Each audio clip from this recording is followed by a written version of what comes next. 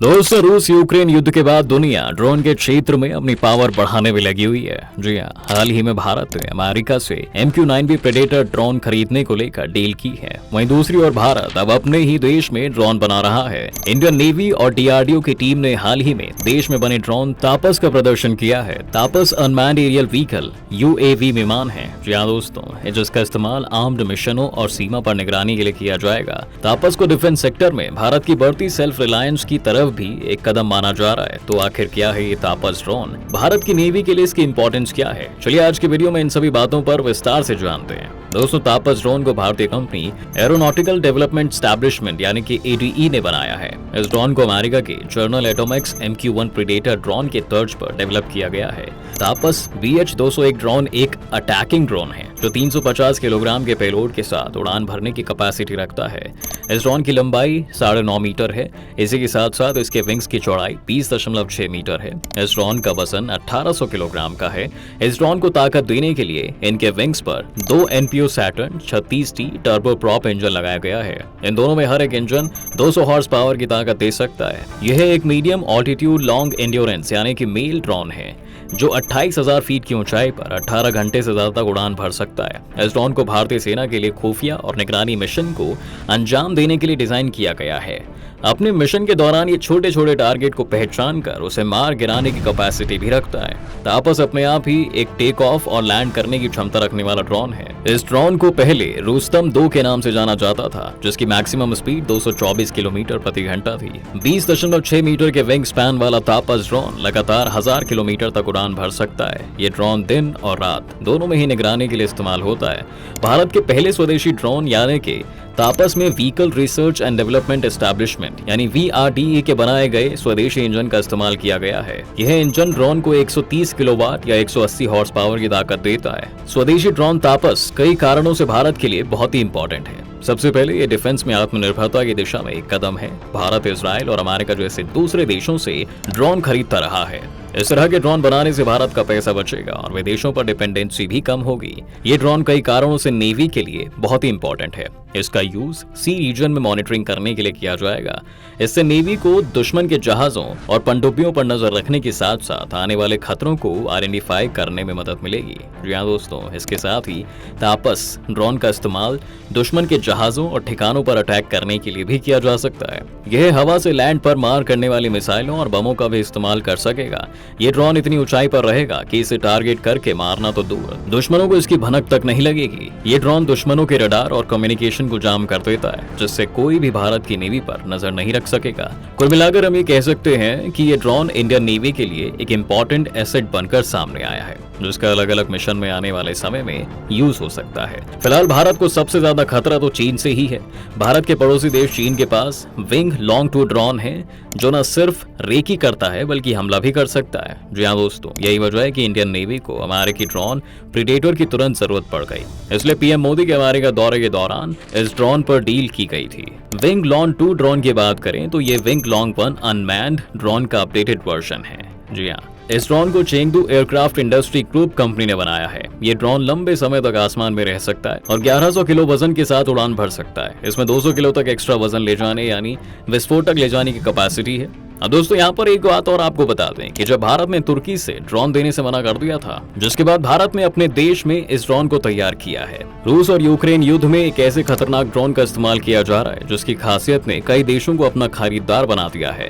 इस ड्रोन को killer drone कहा जा रहा है, जिसे तुर्की की डिफेंस कंपनी बायकर ने बनाया है। UAE समेत कई देशों को इस ड्रोन को बेचने की भी डील चल रही है। इसका असली नाम बायरक्तर TB2 है, जिसे तुर्की की कंपनी ने भारत को देने से मना कर दिया था। भारत के बदले तुर्की की कंपनी ने पाकिस्तान को यह ड्रोन देने के लिए चुना। तुर्की का कहना है कि पाकिस्तान उसका मित्र देश है। तुर्की सहित पूरी दुनिया भारत और पाकिस्तान की लड़ाई को लेकर वाकिफ है। दोनों एक दूसरे के साथ 4 बार युद्ध कर चुके। ऐसे में तुर्की का सिर्फ पाकिस्तान को ड्रोन देना उसकी एक तरफा सोच को दिखाता है। तुर्की की डिफेंस कंपनी बायकर टेक्नोलॉजी के CEO का कहना है कि हम किसी युद्ध से नहीं कमाते हैं और दोनों ही पक्षों को हथियार नहीं बेचते हैं। बताया जा रहा है कि तुर्की के इस किलर ड्रोन ने यूक्रेन और रूस युद्ध में जाकर तबाही मचाई थी और रूस को काफी नुकसान पहुंचाया है और उसके तमाम सेफ्टी डिवाइसेस को कमजोर साबित कर दिखाया है। इस ड्रोन ने न सिर्फ यूक्रेन की सेना को मॉनिटरिंग में मदद की है बल्कि रूस के कितने ही सैन्य हथियारों को तबाह कर डाला है। रिपोर्ट्स के अनुसार अप्रैल में यह युद्ध के दौरान रूस की सीमा को पार करते हुए रूस पहुंच गया था और वहां जाकर 2 ऑयल डिपो पर हमला कर दिया। इस युद्ध में जब से ड्रोन का असर जमकर दिखा तो दुनिया के कई देश इसकी खरीदारी के लिए तैयार हो गए हैं। इन देशों में लीबिया, यूएई, पाकिस्तान और बांग्लादेश भी शामिल हैं। इनके अलावा भी कई और देश तुर्की से यह ड्रोन खरीदना चाहते हैं। अब रिपोर्ट की माने दोस्तों तो रूस भी तुर्की के इस ड्रोन में दिलचस्पी दिखा रहा है। रूस के राष्ट्रपति व्लादिमीर पुतिन ने तुर्की के राष्ट्रपति एर्दोगन से इस बारे में बात भी की थी और कहा था कि इस बाइकर कंपनी के साथ काम करना चाहता है। जब इस बारे में डिफेंस कंपनी के सीईओ से पूछा गया तो उन्होंने कहा कि हमने रूस से कोई भी डील नहीं की है और ना ही हम ऐसा करने जा रहे हैं। उन्होंने साफ कहा कि हम इस युद्ध में यूक्रेन के साथ हैं। दोस्तों जिस ड्रोन की दुनिया में इतनी तारीफ हो रही है उस ड्रोन पर भारत का तापस अकेले ही भारी पड़ सकता है। भारतीय ड्रोन एक तुर्की के TB2 ड्रोन से न सिर्फ लंबाई में बड़ा है बल्कि स्पीड में भी तेज है। जी हाँ दोस्तों, इसी के साथ ही भारत का तापस तुर्की TB2 ड्रोन से ज्यादा ऊंचाई पर आराम से कंट्रोल किया जा सकता है। दोनों ही खासियतों की बात करें तो तापस BH-201 ड्रोन 9.5 मीटर लंबा और 20.6 मीटर चौड़ा है। इसका वजन करीब 1800 किलो है और यह 130 से 180 HP पावर तक जनरेट कर सकता है। वहीं तापस की टॉप स्पीड की बात की जाए तो यह 224 किलोमीटर प्रति घंटे की रफ्तार से उड़ सकता है। इसके साथ ही तापस 35,000 फीट की ऊंचाई पर 24 घंटे तक टिक सकता है। वहीं करीब 1000 किलोमीटर की इसकी रेंज भी है। दूसरी ओर तुर्की के किलर बायरख्तर TB2 ड्रोन को कंट्रोल करने की रेंज 4000 किलोमीटर ही है। इसका 105 HP का इंजन है। टेक ऑफ के 27 घंटे बाद तक यह हवा में टिक सकता है। स्पीड की बात की जाए तो यह 130 किलोमीटर प्रति घंटा से लेकर 222 किलोमीटर प्रति घंटा की रफ्तार से उड़ सकता है। वहीं समुद्री स्तर से यह ड्रोन 18,000 से 25,000 फीट की ऊंचाई तक उड़ सकता है।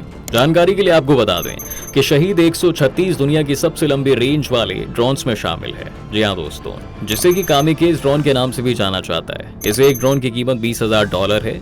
यह ड्रोन 11 फीट लंबे और वजन में 200 किलो का है और ये करीब 40 किलो वजन लेकर उड़ान भर सकता है। यह ड्रोन इतना खतरनाक है, इसका अंदाजा आप इस बात से भी लगा सकते हैं कि ड्रोन टारगेट मिलते ही उसके करीब पहुंच जाता है और अपनी पूरी कैपेसिटी से अपने टारगेट को निशाना बनाता है। यह ड्रोन अपने टारगेट से कभी नहीं भटकता है। यह ड्रोन ईरान द्वारा बनाया गया है और इसका इस्तेमाल रूस ने यूक्रेन पर हमले के लिए खूब किया है।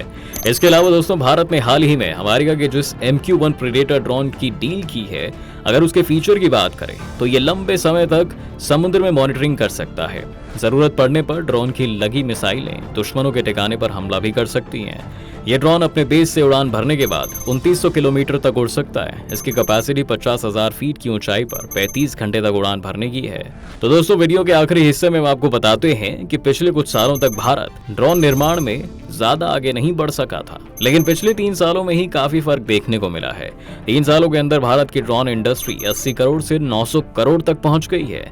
देश की कंपनियों को आगे बढ़ाने के लिए इंडियन आर्मी ने भी 8 अगस्त 2022 को ड्रोन फेडरेशन ऑफ इंडिया के साथ मिलकर हिम ड्रोन अथॉन प्रोग्राम लॉन्च किया है। इंडियन आर्मी के इस कदम से डिफेंस सेक्टर में मेक इन इंडिया का विस्तार होगा। इससे भारतीय ड्रोन इकोसिस्टम के लिए भी आप क्या सोचते हैं इन ड्रोन के बारे में? क्या भारत को और भी ड्रोन बनाने चाहिए? अपनी राय कमेंट बॉक्स में जरूर रखें। वीडियो को लाइक कीजिए और हमारे चैनल को सब्सक्राइब भी जरूर कीजिए।